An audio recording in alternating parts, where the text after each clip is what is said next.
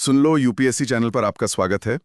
आज हम एक बेहद जरूरी और दिलचस्प विषय पर गहराई से बात करने वाले हैं। जी हाँ, आज का हमारा फोकस है प्राचीन भारत में बौद्ध धर्म का प्रसार, लेकिन गंगा घाटी से परे, मध्य और प्रायद्वीपीय भारत में। बिल्कुल, ये वो कहानी है जो अक्सर शायद उतनी डिटेल में कवर नहीं होती, पर यूपीएससी प्रीलिम्स और मेंस दोनों के लिए ही बहुत महत्वपूर्ण है। और इसके लिए हमारे पास एक बेहतरीन स्रोत दस्तावेज है, unit 7, emergence of Buddhist central and peninsula India.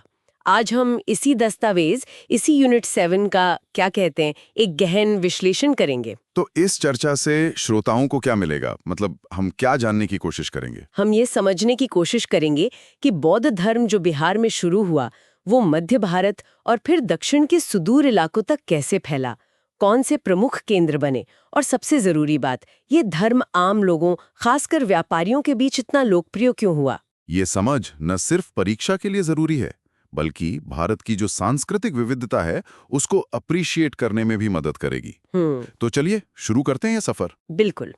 तो यूनिट 7 की शुरुआत होती है उद्देश्यों से, मतलब 7.0 ऑब्जेक्टिव्स। इसमें बताया गया है कि इस यूनिट का लक्ष्य क्या है।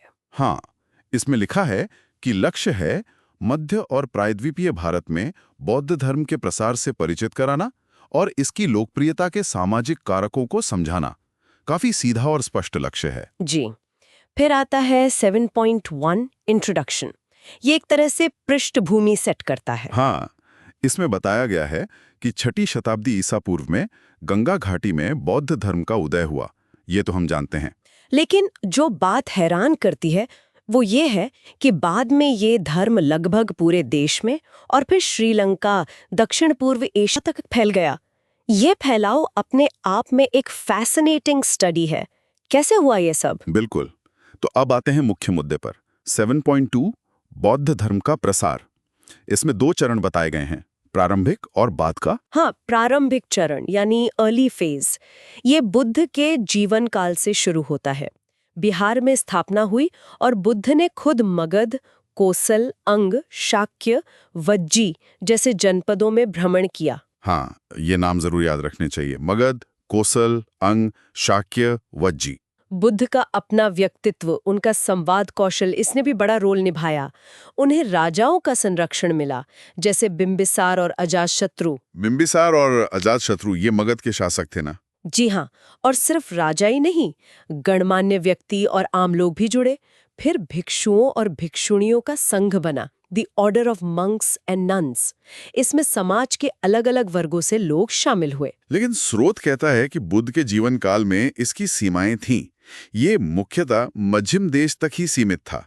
ये मध्यम देश क्या है? मध्यम देश मतलब मध्य देश, मोटे तौर पर आज का बिहार और पूर्वी उत्तर प्रदेश का कुछ हिस्सा।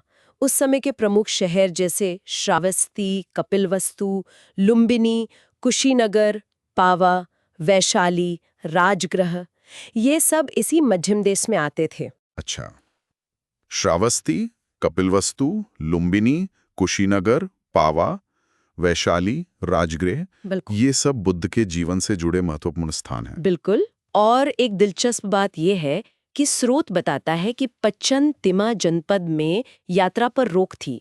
पच्चनतिमा जनपद, इसका क्या मतलब है? इसका मतलब है बाहरी इलाके, सीमावर्ती क्षेत्र, शायद विंध्य के जंगली इलाके। और वहां जाने पर रोक क्यों थी? क्योंकि वहां रहने वाली जनजातियों को मिल्लख कहा गया है, यानी बर्बर।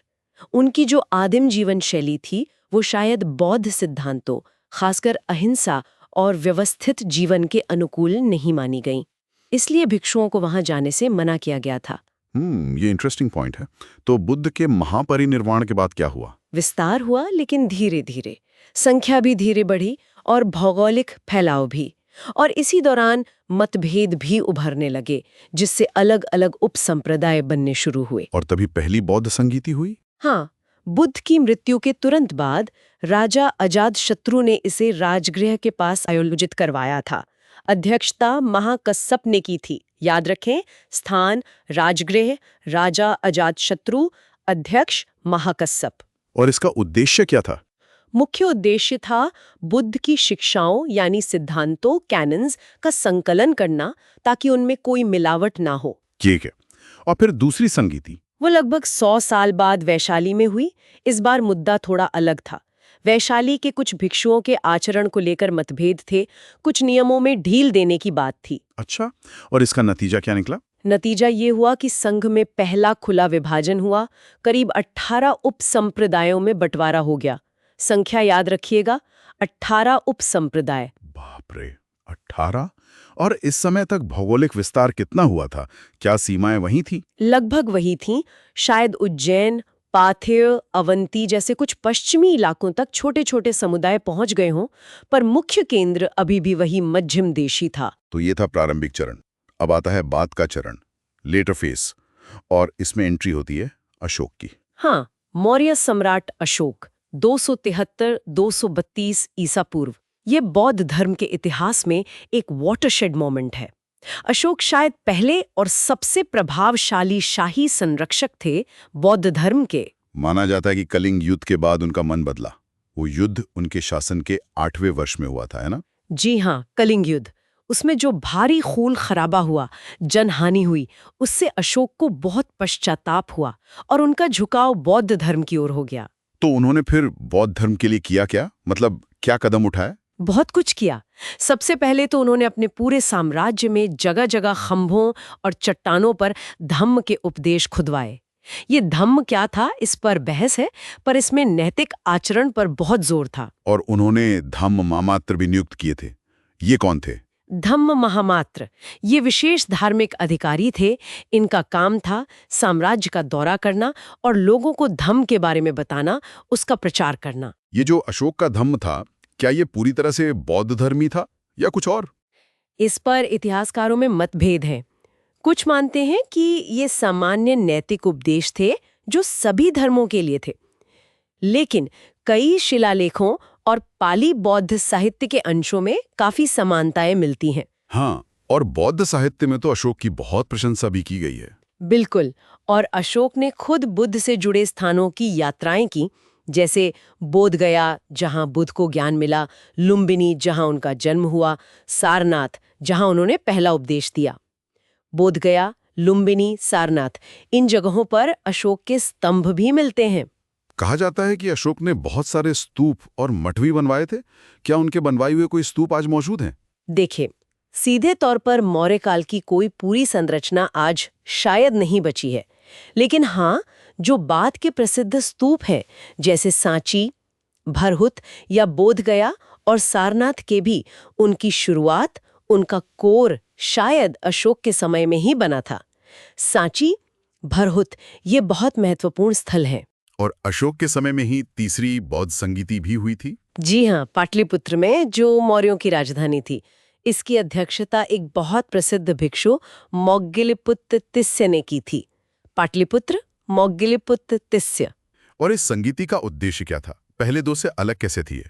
इस समय तक कई अलग अलग संप्रदाय और मत उभर आए थे, जिससे बुद्ध की मूल शिक्षाओं की शुद्धता पर खतरा महसूस हो रहा था। तो इसका मुख्य उद्देश्य था सिद्धांतों की पवित्रता को फिर से स्थापित करना और जो मतभेद थे उन्हें दूर करना। और यहीं पर वो बड़ा फैसला लिया गया, मिशन भेजने वाला। हाँ, ये शायद इस संगीति का सबसे महत्वपूर्ण नतीजा था। ये तय किया गया कि बौद्ध धर्म का प्रचार करने के लिए भारत के अलग अलग हिस्सों और विदेशों में धर्म प्रचारक मंडल यानी मिशनरीज भेजे जाएंगे। कहाँ-कहाँ भेजे गए ये मिशन? क्या लिस्ट है हमारे पास? हाँ, स्रोत में लिस्ट दी गई है। उत्तर में यवन प्रदेश है यानी यवनस, गांधार, कश्मीर, हिमालयी क्षेत्र। पश्चिम में अप्रांतक और महाराज्य, मैसूर, और फिर दूर दक्षिण में सीलोन यानी आज का श्रीलंका और सुवर्ण भूमि। सुवर्ण भूमि मतलब साउथ ईस्ट एशिया? हाँ, आमतौर पर इसे मलय प्रायद्वीप और सुमात्रा वगैरह से जोड़ा जाता है। हाँ। और सबसे खास बात, अशोक ने अपने पुत्र महेंद्र और पुत्री संघमित्रा को सीलोन भेजा था। महेंद्र और संघमित्रा। वाह, मतलब अशोक ने इसे पर्सनल मिशन बना लिया था एक तरह से। बिल्कुल। तो निष्कर्ष ये है कि अशोक के इन प्रयासों ने बौद्ध धर्म को देश के दूर दराज के हिस्सों और देश के बाहर फैलाने में एक बेहद महत्वपूर्ण निर्णायक भूमिका निभाई। This was a major turning point. सही कहा, अशोक के बिना शायद बौद्ध धर्म का इतना व्यापक प्रसार नहीं हो पाता। अब आते हैं सेक्शन 7.3 पर, मध्य और दक्षिणी भारत में बौद्ध धर्म का उदय। हाँ, अब हम उन इलाकों पर फोकस करेंगे जहां अशोक के मिशन गए थे। पहले मध्य भारत। यहाँ बौद्ध धर्म कब पहुंचा? स्रोत कहता है कि बुद्ध के तुरंत बाद ही शायद यहाँ प्रवेश हो गया था। अवंती राज्य और उसकी राजधानी उज्जैनी ये शुरू से ही महत्वपूर्ण केंद्र थे। याद है, दूसरी संगीति के समय भी यहाँ समुदाय होने का जिक्र आया था। हाँ, उज्जैन, पाथे, अवंती का जिक्र था। तो मौर्य और खासकर मौर्योत्तर काल में यहाँ बौद्ध धर्म बहुत लोकप्रिय हुआ, एक तरह से गढ़ बन गया। सबसे बड़े केंद्र बने सांची और भरहूत। ये नाम बार बार आ रहे हैं क्योंकि ये बहुत महत्वपूर्ण है। सांची और भरहूत ये लगभग तीर्थ स्थल जैसे बन गए। और यहाँ कई स्तूप बने। जी हाँ, अनेक स्तूप। हालांकि इन स्तूपों का विस्तार और मरम्मत सदियों तक चलती रही, पर जैसा हमने पहले कहा, इनकी शुरुआत शायद मौर्य काल में ही हुई थी। बाद में इनमें बहुत कुछ जोड़ा गया। क्या क्या जोड़ा गया? जैसे स्तूप के ऊपर पत्थर का आवरण चढ़ाया गया, चारों तरफ पत्थर की वेदिका यानी रेलिंग्स बनाई गई, भव्य पत्थर के तोरण यानी गेटवेज लगाए गए और बाद में शुंग, कुषाण और गुप्त काल में बुद्ध की मूर्तियां भी स्थापित की जाने लगीं। तो ये स्थल मौर्य काल से लेकर गुप्त काल तक, मतलब कई सदियों तक महत्वपूर्ण बने रहे। बिल्कुल।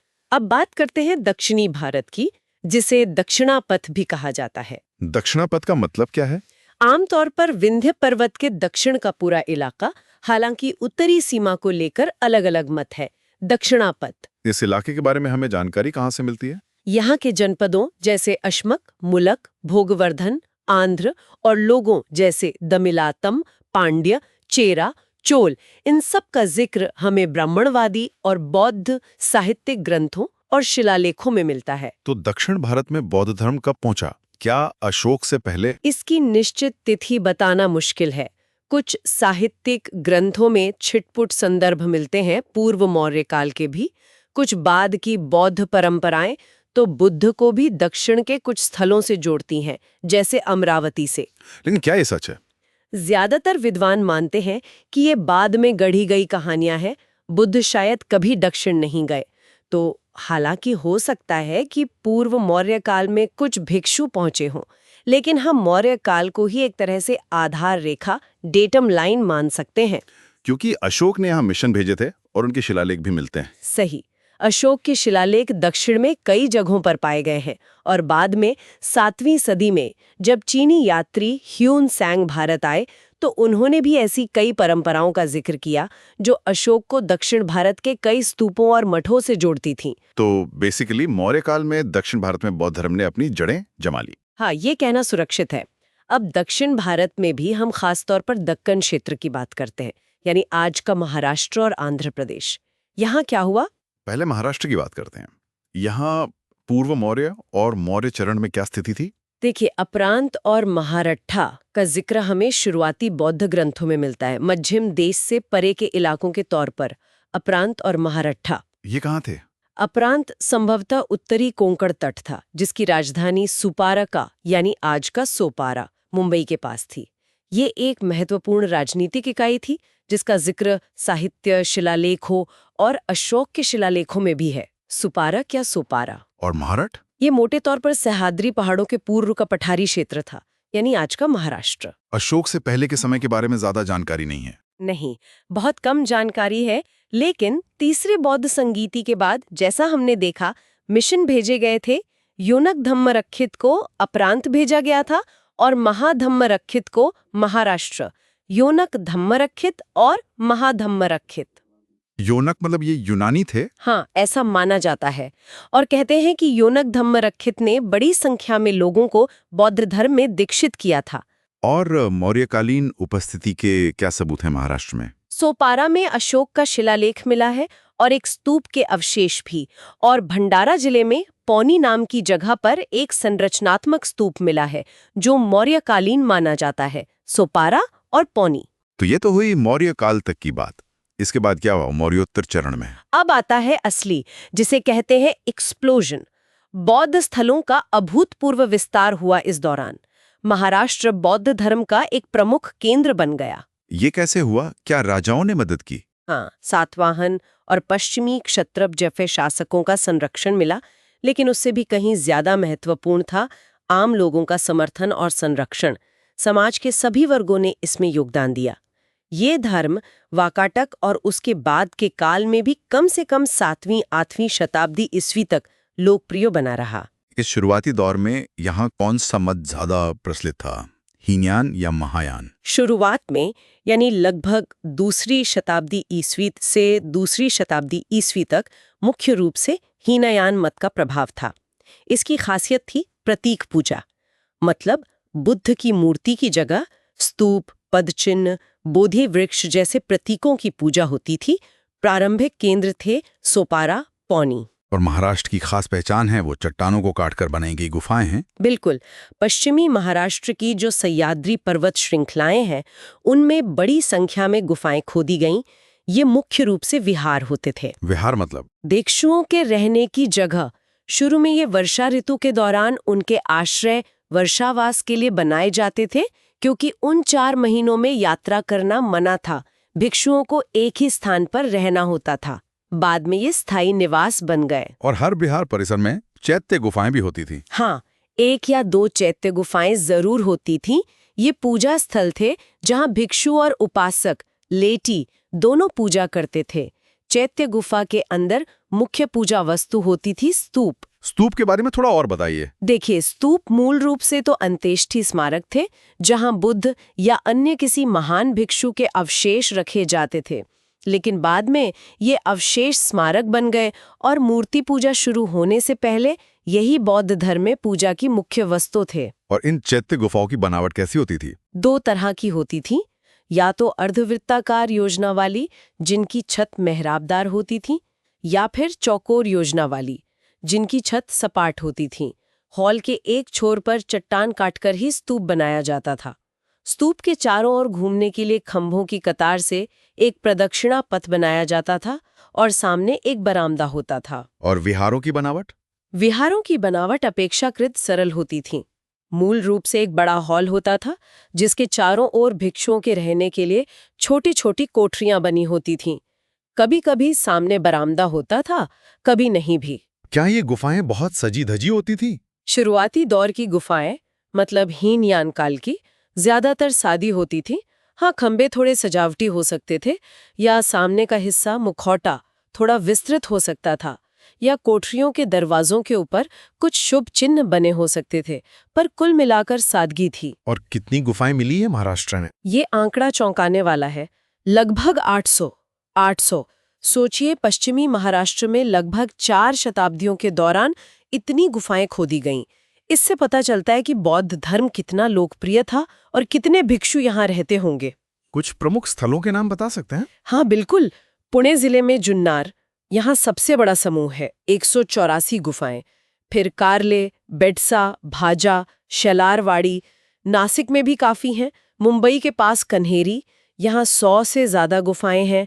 फिर रायगढ़ जिले में महाड़, कुंडाने, कुडा, और औरंगाबाद जिले में अजंता का नाम तो सबने सुना ही होगा। हाँ, जुन्नार 184 और कन्हेरी 100+ में तो बहुत ज्यादा हैं। और इनमें से कुछ गुफाएं तो बहुत भव्य हैं। जी हाँ, कार्ले, बेडसा, भाजा, कन्हेरी, अजंता, यहाँ की चैत्य गुफाएं बहुत बड़ी और प्रभावशाली हैं। कार्ले की चैत्य गुफा तो वास्तुकला का अद्भुत नमूना मानी जाती है। इन गुफाओं से हमें दान के बारे में भी जानकारी मिलती है। शिलालेख मिले हैं। हाँ, बड़ी संख्या में दान संबंधी शिलालेख मिले हैं, डोनेटिव इंस्क्रिप्शंस मिले हैं। इनमें क्या दर्ज है कि किसने गुफा खुदवाई, या उसका कोई हिस्सा, जैसे कोई खंभा, कोई कोठरी या पानी की टंकी बनवाई, या फिर मठों को चलाने के लिए दान दिया गया जमीन, पैसा, या भिक्षुओं के भोजन, वस्त्र आदि के लिए कोई वस्तु। क्या राजाओं ने भी दान दिया? हाँ, शाही दान के भी उदाहरण हैं। नासिक और कार्ले में सातवाहन और पश्चिमी क्षत्रपों के शिलालेख मिलते हैं। नासिक में तो कुछ गुफाएं प्रसिद्ध सातवाहन शासक गौतमीपुत्र सातकर्णी, उनकी मां बालश्री और उनके पुत्र वाशिष्ठिपुत्र पुलुमावी ने खुदवाई और दान दी थीं। गौतमीपुत्र सातकर्णी, वाशिष्ठिपुत्र पुलुमावी, ये बड़े नाम हैं सातवाहन वंश के। और पश्चिमी क्षत्रपों का भी जिक्र है। हाँ, नासिक में एक गुफा प्रसिद्ध क्षत्रप शासक नहापान के दामाद उशवदत्ता ने खुदवाई थी, और कार्ले में एक गुफा को खुद नहापान ने दान दिया था। नहापान, उशवदत्ता। लेकिन क्या ज्यादातर दान इन्हीं शाही परिवारों से आया? नहीं, और यही सबसे महत्वपूर्ण बात है। स्रोत इस पर बहुत जोर देता है। ज्यादातर गुफाएं समाज के सभी वर्गों के आम लोगों द्वारा खुदवाई और समर्थित थीं। व्यापारी, सौदागर, अलग-अलग तरह के शिल्पकार जैसे सुनार, लोहार, बढ़ई, इत्र बनाने वाले, किसान, यहाँ तक के यवन, यूनानी लोग भी दानदाताओं में शामिल थे। ये तो कमाल की बात है। मतलब ये दिखाता है कि बौद्ध धर्म की जड़ें समाज में कितनी गहरी थी। बिल्कुल।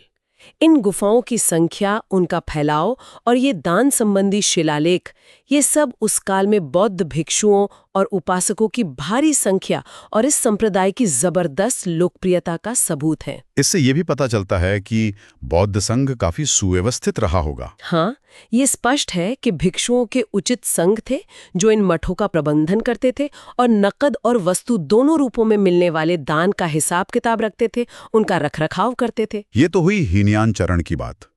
इसके बाद महायान और वज्रयान मत का क्या हुआ महाराष्ट्र में? बौद्ध धर्म का ये बाद का चरण था, महायान। इसकी मुख्य विशेषता थी मूर्ति पूजा का आगमन। बुद्ध और बोधिसत्वों की मूर्तियां बनने लगीं और पूजी जाने लगीं। क्या इसके लिए नए केंद्र बने या पुराने ही चलते रहे? कुछ पुराने हीनयान केंद्र महत्वपूर्ण बने रहे, जैसे कन्हेरी, नासिक और अजंता, लेकिन अब महायान मत का प्रभाव ज्यादातर इन्हीं कुछ बड़े केंद्रों तक सीमित रहा। कुछ नए स्थल भी उभरे, जैसे एलोरा और औरंगाबाद। कन्हेरी, नासिक, अजंता, एलोरा, औरंगाबाद। और गुफाओं की बनावट में भी कुछ फर्क आया? हाँ, एक नए प्रकार की गुफा सामने आई जिसे चैत्य विहार कहते हैं। इसमें निवास, विहार और पूजा, चैत्य स्थल दोनों का संयोजन होता था।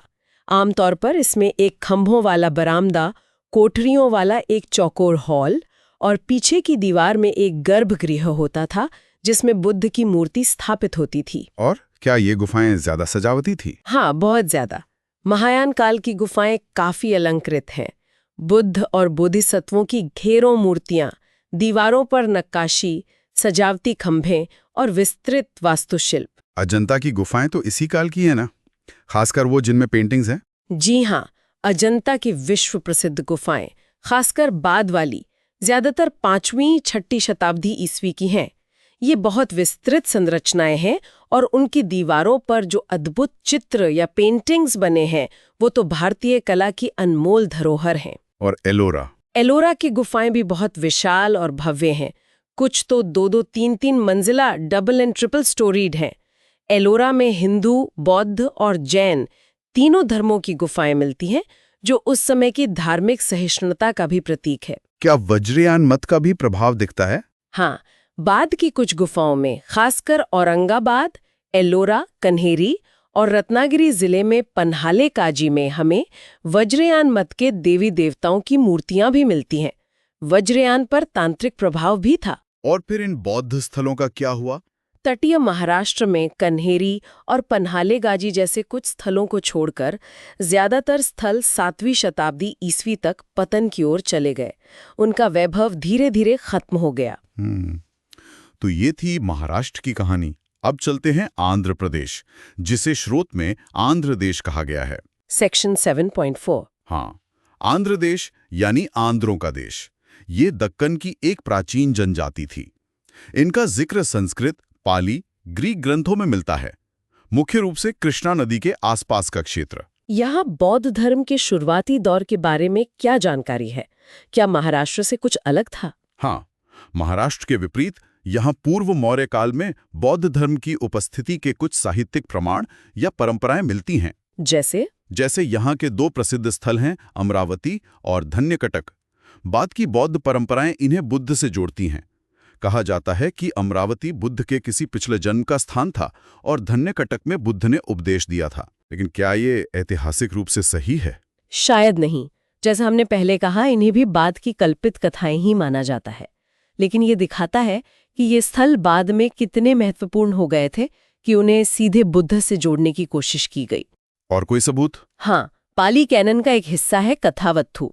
इसमें अंधका नाम का एक उपसंप्रदाय का जिक्र है जो महासंघिक स्कूल की एक शाखा थी। श्रीलंकाई ग्रंथ महावंश के अनुसार कथावत्थु अशोक के समय हुई तीसरी संगीति के दौरान लिखा गया था। तो इसका मतलब इसका मतलब ये हुआ कि अशोक के समय तक आंध्र प्रदेश में भिक्षुओं का एक समुदाय मौजूद था जिन्हें अंधका उपसंप्रदाय का माना जाता था। और भट्टीप्रोलु का भी जिक्र है। हाँ, भट्टीप्रोलु में एक प्रसिद्ध स्तूप है। वहां से एक अवशेष मंजूषा मिली है जिस पर एक शिलालेख है। इसे कुछ विद्वान पूर्व मौर्य काल का मानते हैं। इसमें लिखा है कि बुद्ध के अवशेष रखने के लिए ये मंजूषा तैयार की गई। स्तूप से मिली हड्डियों को बुद्ध का माना जाता है। लेकिन क्या ये सब निश्चित है? नहीं, स्रोत कहता है कि ये संदर्भ कम है, अनिश्चित है और विवादास्पद है। तो पूर्व मौर्य काल की स्थिति थोड़ी धुंधली है।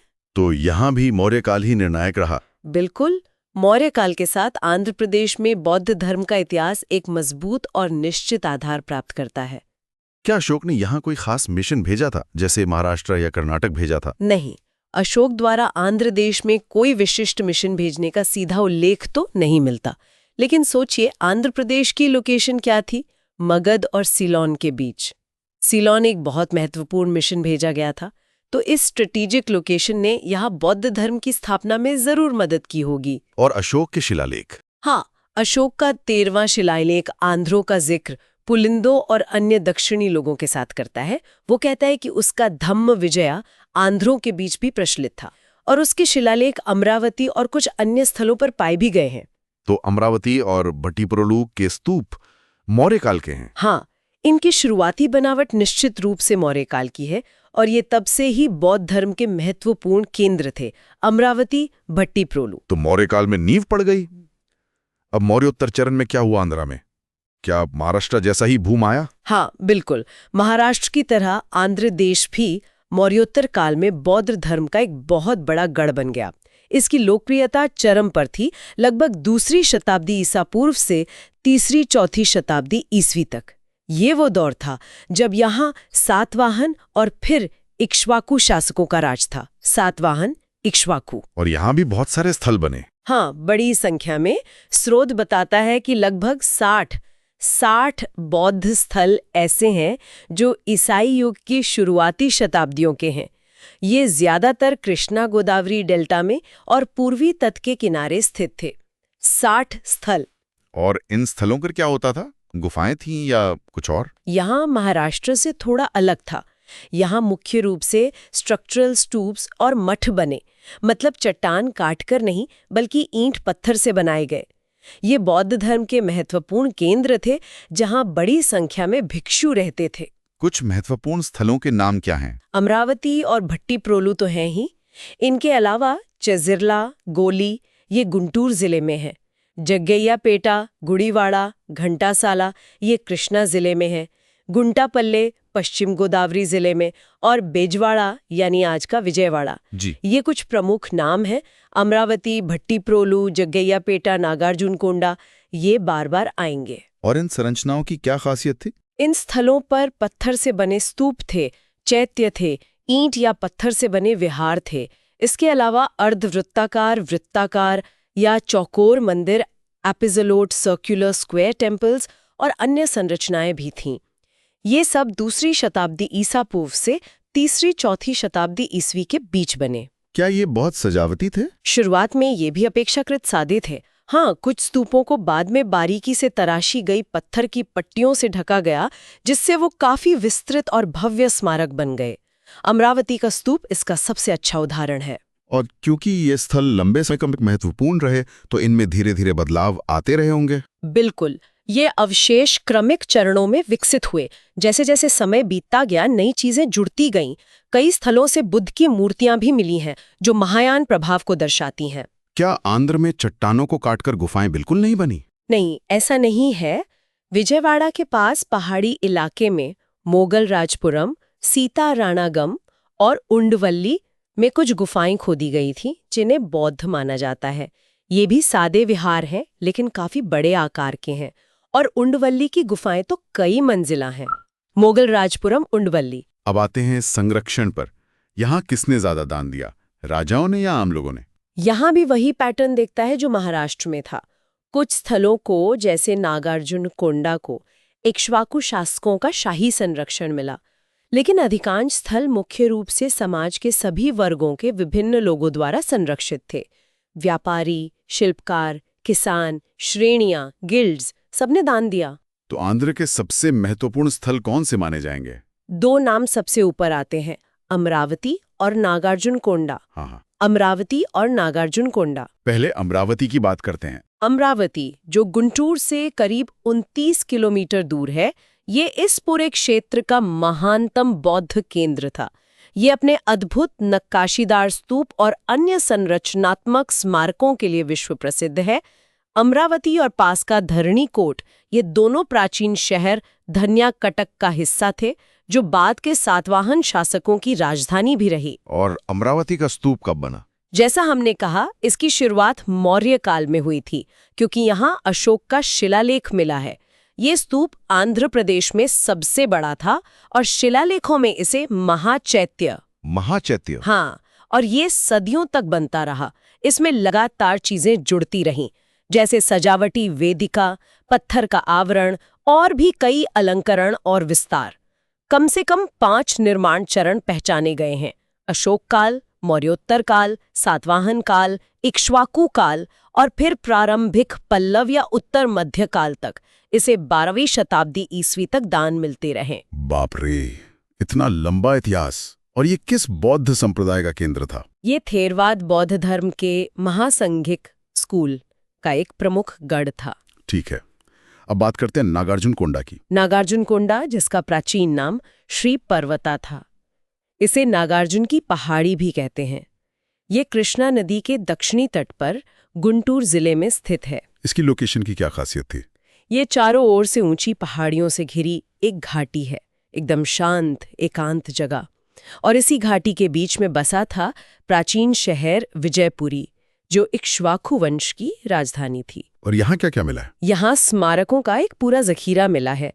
कम से कम 9 अलग-अलग आकार के स्तूप, कई सारे विहार, पत्थर या ईंट से बने अर्धवृत्ताकार मंदिर, बड़े-बड़े हॉल, मठ, आयका स्तंभ। आयका स्तंभ क्या होते हैं? ये स्तूप के आधार के पास चारों दिशाओं में लगाए जाने वाले शुभ स्तंभ होते थे, जिन पर अक्सर नक्काशी होती थी। इनके अलावा और भी कई संरचनाएं थी जो सुंदर नक्काशी और मूर्तियों से सजी हुई थीं। ये स्थल कब महत्वपूर्ण बना? ये इक्ष्वाकुओं के शासनकाल में, यानी 3री शताब्दी ईस्वी की दूसरी तिमाही से ज्यादा महत्वपूर्ण हो गया। इससे पहले धन्यकटक, अमरावती, सातवाहनों के समय ज्यादा प्रमुख था। और यहाँ संरक्षण किसने दिया? यहाँ इक्ष्वाकु शासकों का, खासकर शाही परिवार की महिलाओं का बहुत योगदान रहा। उन्होंने यहाँ कई संरचनाएं बनवाई और मठों को बड़े पैमाने पर दान दिया। तो ये एक बड़ा मठवासी केंद्र बन गया होगा। हाँ, बहुत बड़ा। यहाँ बड़े-बड़े मठवासी संघ रहते थे। और ये सिर्फ मठ ही नहीं, एक महान तीर्थ केंद्र और शिक्षा का केंद्र भी बन गया। यहाँ भारत के सभी हिस्सों से, सीलोन से और यहाँ तक कि चीन से भी तीर्थयात्री और विद्यार्थी आते थे। क्या यहाँ ज्यादातर निर्माण इक्ष्वाकु काल में ही हुआ? हाँ, लगभग सभी महत्वपूर्ण संरचनाएं इक्ष्वाकु काल में ही बनी। इस दौर के बाद हालांकि ये स्थल पूरी तरह खत्म नहीं हुआ, पर इसने अपना पहले वाला गौरव खो दिया। आंध्र प्रदेश को महायान दर्शन का जन्मस्थान भी कहा जाता है। हाँ, ऐसा माना जाता है। प्रसिद्ध बौद्ध दार्शनिक नागार्जुन, जो लगभग 2री शताब्दी ईस्वी में हुए, उन्होंने महायान दर्शन, शून्यवाद को यहीं प्रतिपादित किया था। नागार्जुन, 2री शताब्दी ईस्वी। लेकिन क्या महायान मत के बहुत सारे स्थल फले फूले यहाँ? हैरानी की बात है कि नहीं। हालांकि अमरावती, नागार्जुनकोंडा और अन्य स्थलों से बुद्ध की बहुत सारी मूर्तियां मिली हैं, लेकिन महायान मत के बहुत कम प्रमुख स्थल यहाँ विकसित हुए। इक्ष्वाकुओं के बाद तो बौद्ध धर्म के सुनहरे दिन एक तरह से समाप्त हो गए आंध्र में। हालांकि ये किसी न किसी रूप में 16वीं शताब्दी ईस्वी तक जीवित रहा। तो ये थी दक्कनी यानी महाराष्ट्र और आंध्र की कहानी। अब चलते हैं सुदूर दक्षिण प्रायद्वीपीय भारत, पेनिनसुलर इंडिया यानी कर्नाटक, तमिलनाडु और केरल, सेक्शन 7.5। हाँ, अब यहाँ स्थिति थोड़ी अलग है। दक्कन क्षेत्र के विपरीत कर्नाटक, तमिलनाडु और केरल में बौद्ध धर्म को कभी भी उतनी व्यापक लोकप्रियता और उतना समर्थन नहीं मिला। हालांकि ऐसा नहीं है कि यहाँ बौद्ध धर्म था ही नहीं। ये 2री शताब्दी ईसा पूर्व से लेकर 13वीं शताब्दी ईस्वी तक कुछ इलाकों में फलता फूलता रहा। पहले कर्नाटक की बात करते हैं। यहाँ बौद्ध धर्म कैसे पहुंचा? यहाँ भी शुरुआत अशोक से ही होती है। हमने देखा था कि अशोक ने महादेव को महिष मंडल भेजा था और रक्षित को बनवासी। ये दोनों इलाके कर्नाटक में ही माने जाते हैं।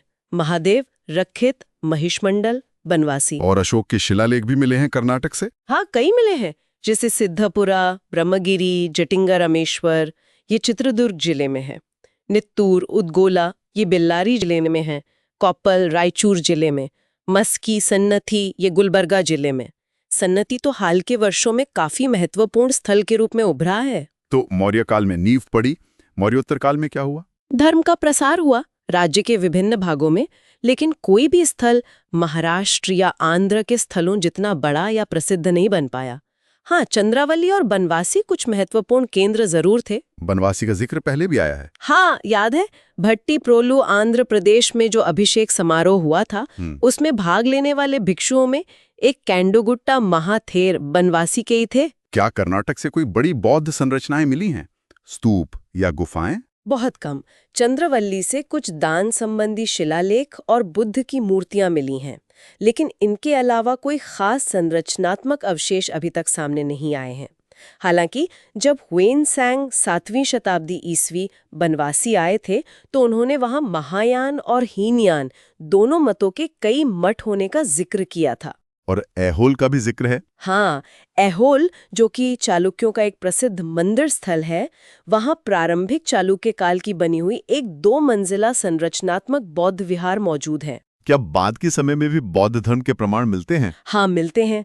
प्रारंभिक और उत्तर मध्यकालीन काल के साहित्य और शिलालेखों में, खासकर उत्तर चालुक्य काल लेटर चालुक्यज 973 से 1189 ईस्वी के दौरान बौद्ध मंदिरों, भिक्षुओं और बौद्ध धर्म के कई प्रत्यक्ष और अप्रत्यक्ष संदर्भ मिलते हैं। बल्लीगावे, दंबल, तरदाल जैसी जगहों पर कुछ बौद्ध मंदिर जरूर रहे होंगे। वज्रयान का भी कुछ प्रभाव था। हाँ, इसका संकेत मिलता है तारा जैसी कुछ वज्रयान देवियों की मूर्तियों की खोज से। लेकिन कुल मिलाकर कर्नाटक में बौद्ध धर्म का प्रभाव महाराष्ट्र या आंध्र जैसा व्यापक और गहरा नहीं था। ठीक है, अब तमिलनाडु की बात करते हैं। यहाँ भी अशोक का जिक्र आता है। अशोक अपने शिलालेखों में चोलों और पांड्यों के तमिल देश का उल्लेख करता है, जहाँ उसका धम्म विजय प्रचलित था। और भट्टी प्रोलु वाले समारोह में यहाँ से भी कोई था? हाँ, वहां भाग लेने वाले भिक्षुओं में से एक महादेव महाथेर पल्लव भोग के थे, जो शायद आज के पल्लव क्षेत्र से संबंधित है। तमिलनाडु का प्रसिद्ध महाकाव्य मणिमेखलाय भी तो बौद्ध धर्म से जुड़ा है। बिल्कुल, मणिमेखलाय बौद्ध धर्म की एक महान गाथा है। ये तमिल साहित्य की 5 महान कृतियों में से एक है, मणिमेखलाय। लेकिन शुरुआती दौर में बौद्ध धर्म की स्थिति कैसी थी तमिलनाडु में? इसके बारे में बहुत कम संदर्भ मिलते हैं। ऐसा लगता है कि प्रारंभिक काल में यहाँ जैन धर्म ज्यादा प्रचलित था। तो बौद्ध धर्म कब ज्यादा सक्रिय हुआ? प्रारंभिक मध्ययुगीन काल में कुछ महत्वपूर्ण बौद्ध बस्तियां थीं, नागपट्टम, कांची और कावेरीपट्टम में। नागपट्टम का क्या महत्व था? नागपट्टम एक महत्वपूर्ण बंदरगाह था। सुमात्रा के श्रीविजय साम्राज्य के एक राजा ने यहाँ एक बड़ा मठ बनवाया था, क्योंकि जब श्रीविजय साम्राज्य के लोग व्यापार या यात्रा के लिए दक्षिण भारत आते थे, तो नागपट्टम अक्सर उनका पहला पड़ाव होता था। और इस मठ को महान चोल राजा राजराज प्रथम ने भी दान दिया था। सोचिए, श्रीविजय, इंडोनेशिया और चोलों के बीच का ये कनेक्शन। और कांची? ह्वेनसांग जब कांचीपुरम गए थे, तो उन्होंने वहां 100 बौद्ध मठों और 10,000 भिक्षुओं की उपस्थिति का उल्लेख किया है। 100 मठ और 10,000 भिक्षु, ये तो बहुत बड़ी संख्या है। क्या इसके पुरातात्विक प्रमाण मिले हैं? हैरानी की बात है कि बहुत कम। कांची में जो प्रसिद्ध कामाक्षी अम्मन मंदिर है, उसके आसपास से बुद्ध की 5 मूर्तियां मिली हैं। इनके अलावा कोई खास अवशेष नहीं मिले हैं। ह्वेनसांग का वर्णन शायद थोड़ा अतिरंजित हो। कामाक्षी मंदिर का भी कोई बौद्ध कनेक्शन बताया जाता है? हाँ, एक मत ये है कि कामाक्षी मंदिर मूल रूप से बौद्ध देवी तारा का मंदिर था, जिसे बाद में हिंदू मंदिर में बदल दिया गया। खैर, ये भी एक थियोरी है, लेकिन ये तय है कि कांची 14वीं शताब्दी ईस्वी तक बौद्ध धर्म का एक महत्वपूर्ण केंद्र बना रहा। अब बचा केरल। यहाँ क्या स्थिति थी? केरल में बौद्ध धर्म के बारे में जानकारी और भी कम है। अशोक अपने शिलालेखों में केरल पुत्रों का उल्लेख करता है। एक परंपरा के अनुसार मलबार के बाण शासकों में से एक ने बौद्ध धर्म अपना लिया था। कुछ मठ जरूर रहे होंगे। और मणिमेखले में केरल का जिक्र है? हाँ, तमिल महाकाव्य मणिमेखलय प्राचीन केरल में बौद्ध धर्म के व्यापक प्रचलन का उल्लेख करता है और कहता है कि वंजी, जो चेर राजाओं की राजधानी थी, वहां चैत्य पूजा स्थल थे, लेकिन पुरातात्विक प्रमाण बहुत ही सीमित हैं। तो हमने देखा कि मध्य और प्रायद्वीपीय भारत के अलग अलग हिस्सों में बौद्ध धर्म की कहानी अलग अलग रही। अब आते हैं इस यूनिट के सबसे महत्वपूर्ण हिस्से पर, सेक्शन 7.6। मध्य और प्रायद्वीपीय भारत में बौद्ध धर्म के प्रसार, लोकप्रियता की प्रक्रिया और कारक। मतलब ये सब हुआ कैसे, क्यों हुआ? हाँ, ये सबसे बड़ा सवाल है। हमने देखा कि बौद्ध धर्म मौर्य काल तक मध्य और दक्षिणी भारत में पहुंच गया था और फिर दूसरी शताब्दी ईसा पूर्व से दूसरी तीसरी शताब्दी ईसवी के दौरान ये अपने चरम पर था, खासकर दक्कन में। तो सवाल उठता है कि क्यों और कैसे इसने इन क्षेत्रों में इतनी प्रमुखता हासिल की, इसका मैकेनिज्म क्या था? स्रोत कहता है कि इसे अक्सर बढ़ते व्यापार नेटवर्क्स, एक्सपैंडिंग ट्रेड नेटवर्क्स और साम्राज्य निर्माण गतिविधियों, एम्पायर बिल्डिंग एक्टिविटीज से जोड़ा जाता है। बिल्कुल, इसमें कोई शक नहीं कि ये मुख्य रूप से उन गतिशील और उद्यमी भिक्षुओं के धर्मांतरण प्रयासों, प्रोसेलिटाइजिंग एफर्ट्स का नतीजा था, जिन्होंने अनजान इलाकों में जाकर धर्म का प्रचार करने का साहस किया। लेकिन हमें उस बड़े परिदृश्य को भी देखना होगा जिसमें ये सब हो रहा था। और वो बड़ा परिदृश्य क्या था? वो था दूसरी शहरीकरण, सेकेंड अर्बनाइजेशन की प्रक्रिया का गंगा घाटी से देश के बाकी हिस्सों में फैलना। और इस शहरीकरण के साथ जुड़े थे बढ़ते हुए व्यापारिक नेटवर्क। इन दोनों ने मिलकर बौद्ध धर्म के प्रसार को जबरदस्त गति दी। शहरीकरण और व्यापार, अर्बनाइजेशन और ट्रेड, इसे थोड़ा और विस्तार से समझाइए। देखिए, शहरीकरण की प्रक्रिया जो छठी शताब्दी ईसा पूर्व में गंगा घाटी में शुरू हुई थी, वो बाद की शताब्दियों में और तेज हुई और फैली। इसी दौरान व्यापार की मात्रा, वॉल्यूम ऑफ ट्रेड बहुत ज्यादा बढ़ गई, खासकर भूमध्य सागरीय दुनिया यानी रोमन साम्राज्य के साथ। अच्छा, रोमन साम्राज्य के साथ व्यापार हो चुका था। इसके साथ ही बड़े साम्राज्यों का उदय हुआ, जैसे मौर्य, कृषि का विस्तार हुआ और अर्थव्यवस्था तेजी से बढ़ी। धातु के सिक्कों का चलन बढ़ा, शिल्प में विशेषज्ञता आई, क्राफ्ट स्पेशलाइजेशन। और इससे उन इलाकों तक पहुंचना आसान हो गया जो पहले कटे हुए थे। हाँ, जो सीमांत क्षेत्र थे, जो गंगा घाटी की मुख्य धारा की ब्राह्मणवादी संस्कृति से बाहर थे, जिन्हें पहले शायद निषिद्ध क्षेत्र, प्रोहिबिटेड एरियाज जैसा माना जाता था, वो अब विभिन्न व्यापार मार्गों, ट्रेड रूट्स के जरिए एक्सेसिबल हो गए। इन शुरुआती व्यापार मार्गों के बारे में हमें कैसे पता चलता है? कुछ जानकारी तो धार्मिक ग्रंथों से मिलती हैं, जैसे बौद्ध जातक कथाओं में। फिर जब व्यापार बहुत बढ़ गया, खासकर रोमन साम्राज्य के साथ, तो पश्चिमी ग्रंथों में जैसे पेरिप्लस ऑफ द इरिथ्रियन सी या टॉलेमी के भूगोल में भारत के कई शहरों, बंदरगाहों और व्यापारिक केंद्रों का उल्लेख मिलता है। और पुरातात्विक सबूत? हाँ, पुरातात्विक खुदाई से भी लंबी दूरी के व्यापार के सबूत मिलते हैं। रोमन सिक्के, मिट्टी के बर्तन जैसे एम्फोरा, एरिटाइन वेयर और अन्य वस्तुएं भारत के कई हिस्सों से मिली हैं। इन सब से मिलकर एक व्यापक व्यापार मार्ग नेटवर्क की तस्वीर उभरती है। और इनमें सबसे महत्वपूर्ण मार्ग कौन सा था? दक्षिण के लिए सबसे महत्वपूर्ण था दक्षिणापथा, यानी दक्षिण का मार्ग।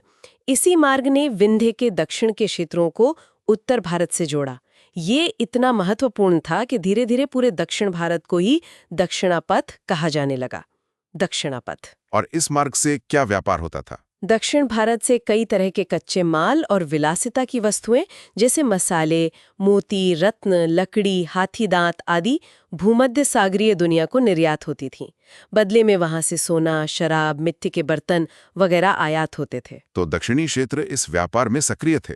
हाँ, महाराष्ट्र, आंध्र प्रदेश, तमिलनाडु, केरल, इन सभी क्षेत्रों ने अपनी लंबी तटरेखा का फायदा उठाते हुए इस समुद्री व्यापार में सक्रिय रूप से भाग लिया। नतीजा ये हुआ कि व्यापार मार्गों पर और बंदरगाहों के रूप में कई बड़े शहर और कस्बे उभर आए। तो निष्कर्ष ये है कि इस बढ़ते व्यापार ने भिक्षुओं के लिए भी रास्ते खोल दिए। बिल्कुल, जहां जहां व्यापारी गए, उनके साथ या उनके पीछे पीछे भिक्षु भी गए होंगे। इन नए खुले मार्गों ने उन्हें दूर दराज के देशों में जाकर अपने धर्म का प्रचार करने का अवसर दिया। व्यापार के अलावा दूसरा कारक था साम्राज्य निर्माण, एम्पायर बिल्डिंग। हाँ, इसने इस प्रक्रिया को और मजबूती दी। मौर्य साम्राज्य पहला प्रमुख केंद्रीकृत राज्य था।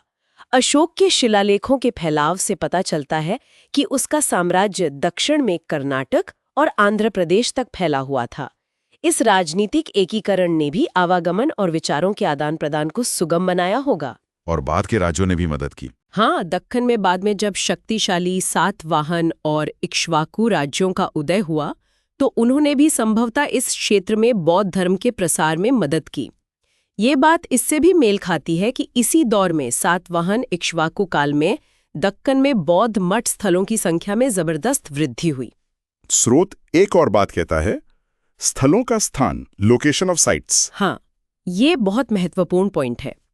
व्यापार, शहरीकरण और शक्तिशाली राज्यों के साथ बौद्ध धर्म का जो जुड़ाव था, वो इस बात से भी पता चलता है कि इस दौर के ज्यादातर बौद्ध स्थल बहुत स्ट्रैटेजिक लोकेशंस पर स्थित हैं।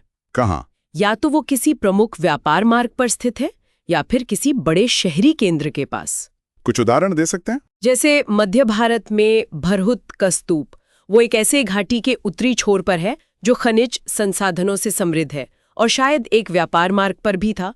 महाराष्ट्र में देखिए, ज्यादातर गुफा स्थल प्रमुख व्यापार मार्गों पर स्थित हैं, जैसे जुन्नार, जहां गुफाओं का सबसे बड़ा समूह है, वो नानेघाट दर्रे के ठीक मुहाने पर है, जो कोंकण तट को दक्कन के पठार से जोड़ने वाला एक बहुत महत्वपूर्ण दर्रा था। और कनेरी? कन्हेरी, जहां 100 से ज्यादा गुफाएं हैं, वो कल्याण बंदरगाह के आसपास के इलाके में स्थित था, जो उस समय का एक प्रमुख बंदरगाह था। और आंध्र प्रदेश में? आंध्र प्रदेश में अमरावती और नागार्जुन कोंडा दोनों ही सातवाहनों और इक्ष्वाकुओं की समृद्ध राजधानियां धन्यकटक और विजयपुरी के पास स्थित थे। और बाकी के ज्यादातर स्थल भी या तो कृष्णा गोदावरी के उपजाऊ डेल्टा क्षेत्र में थे, जो कृषि और व्यापार का केंद्र था, या फिर प्रमुख मार्गों के किनारे बसे थे। तो ये लोकेशन पैटर्न साफ तौर पर व्यापार और शहरी केंद्रों से संबंध दिखाता है। अब सवाल ये है कि बौद्ध धर्म और व्यापारी, बुद्धिज्म एंड ट्रेडर्स, इनका इतना गहरा रिश्ता क्यों बना? व्यापारियों ने बौद्ध धर्म को क्यों पसंद किया? इसके कई कारण हो सकते हैं।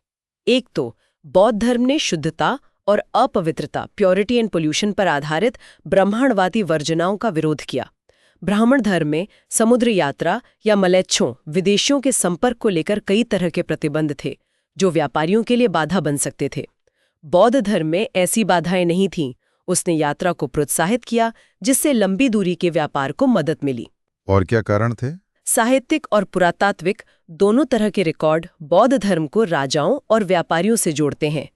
बौद्ध ग्रंथ अक्सर शहरी माहौल का चित्रण करते हैं, जिसमें राजा, धनी व्यापारी, सेठ, कार और अन्य पेशेवर लोग शामिल होते हैं। ग्रामीण बस्तियों का जिक्र कम आता है, शहरी केंद्रों का ज्यादा। भिक्षु भी शहरों से आते थे, ये कहानी कहते हैं। बिल्कुल, जैसा हमने बार बार देखा, मध्य और दक्षिणी भारत में लगभग सभी बौद्ध स्थलों से जो दान संबंधी शिलालेख मिले हैं, उनमें मुख्य रूप से व्यापारियों और विभिन्न शिल्पकारों द्वारा दिए गए दानों का ही उल्लेख है। कभी-कभी तो दूर दराज के शहरों से आए व्यापारियों के दान का भी जिक्र मिलता है। तो बौद्ध धर्म ने व्यापारियों को एक तरह का समर्थन प्रणाली भी प्रदान किया। हाँ, कई स्तरों पर। पहला, वैचारिक स्तर पर एट द आइडियोलॉजिकल लेवल, बौद्ध धर्म ने व्यापार से धन कमाने और उसे फिर से व्यापार में लगाने, accumulation and re investment of wealth को नैतिक रूप से उचित ठहराया, उसे प्रोत्साहित किया। दान देने को पुण्य कर्म माना गया। दूसरा, सामाजिक स्तर पर? सामाजिक स्तर पर बौद्ध मठों को दान देने से व्यापारियों और अन्य व्यावसायिक समूहों को समाज में प्रतिष्ठा, स्टेटस और सम्मान मिलता था। ये उनके लिए अपनी सामाजिक स्थिति को मजबूत करने का एक तरीका था। और तीसरा, आर्थिक स्तर पर? आर्थिक स्तर पर बौद्ध मठ सिर्फ धार्मिक केंद्र नहीं थे, वे अक्सर शिक्षा के भी केंद्र होते थे, जहां पढ़ना लिखना सिखाया जाता था, जो व्यापार के लिए जरूरी था। मठ सूचनाओं के केंद्र भी हो सकते थे। और सबसे महत्वपूर्ण, बौद्ध संघ की जो सुसंगठित संस्था थी, उसने मठों को आम समुदाय के करीब लाया। संघ ने व्यापारिक समूहों को एक तरह की पहचान और एकजुटता भी प्रदान की होगी, खासकर जब वो अपने घर से दूर व्यापार के लिए जाते थे। तो इन सब कारणों से बौद्ध धर्म व्यापारियों के बीच इतना लोकप्रिय हुआ। हाँ, तो संक्षेप में हम कह सकते हैं कि बौद्ध धर्म का प्रसार प्रारंभिक ऐतिहासिक काल की दो प्रमुख प्रक्रियाओं, बढ़ते व्यापार नेटवर्क और साम्राज्य निर्माण की पृष्ठभूमि में हुआ। इन दोनों ने दक्षिणी भारत के दूर दराज के इलाकों के रास्ते खोले। फिर सुसंगठित बौद्ध संघ, गतिशील भिक्षुओं के धर्मांतरण प्रयास और खुद बौद्ध धर्म की वो प्रकृति जिसने व्यापार और शहरी जीवन शैली का पक्ष लिया, ये सब कुछ ऐसे कारक थे जिनकी वजह से इस अवधि के दौरान मध्य और दक्षिणी भारत में बौद्ध धर्म को इतनी जबरदस्त लोकप्रियता मिली। और इसका नतीजा ये हुआ कि बड़ी संख्या में मठ प्रमुख व्यापार मार्गों और या बड़े शहरी केंद्रों के पास उभरे और मुख्य रूप से व्यापारिक समुदाय द्वारा दिए गए बड़े पैमाने पर दान पर फले फूले। और जब बाद में व्यापार में गिरावट आई, व्यापार मार्ग उतने सक्रिय नहीं रहे, तो इन मठों को मिलने वाला समर्थन भी कम हो गया और धीरे धीरे इस क्षेत्र में बौद्ध धर्म का पतन हो गया। हालांकि जैसा हमने देखा, ये बहुत बाद तक भी कुछ छिटपुट इलाकों में जीवित जरूर रहा। बिल्कुल। तो ये था पूरा विश्लेषण कि कैसे और क्यों बौद्ध धर्म मध्य और प्रायद्वीपीय भारत में फैला। अब आते हैं सेक्शन 7.7 यानी सारांश पर। हमने क्या-क्या मुख्य बातें सीखी? हमने देखा कि कैसे बौद्ध धर्म गंगा घाटी से निकलकर मध्य और दक्षिणी भारत तक पहुंचा। हमने इसके 2 मुख्य चरण देखे, प्रारंभिक चरण बुद्ध से लेकर अशोक पूर्व तक और बाद का चरण अशोक और उसके बाद। हमने अशोक की भूमिका को समझा, खासकर तीसरी संगीति और मिशन भेजने के उनके फैसले को। फिर हमने मध्य भारत, सांची, भरहुत और दक्कन, महाराष्ट्र की गुफाएं, कार्ले, अजंता, कन्हेरी, आंध्र के स्तूप मठ, अमरावती, नागार्जुनकोंडा के प्रमुख स्थलों और उनकी विशेषताओं को विस्तार से देखा। हमने सुदूर दक्षिण, कर्नाटक, तमिलनाडु, केरल में बौद्ध धर्म की स्थिति को भी समझा, जहां इसका प्रभाव कम था।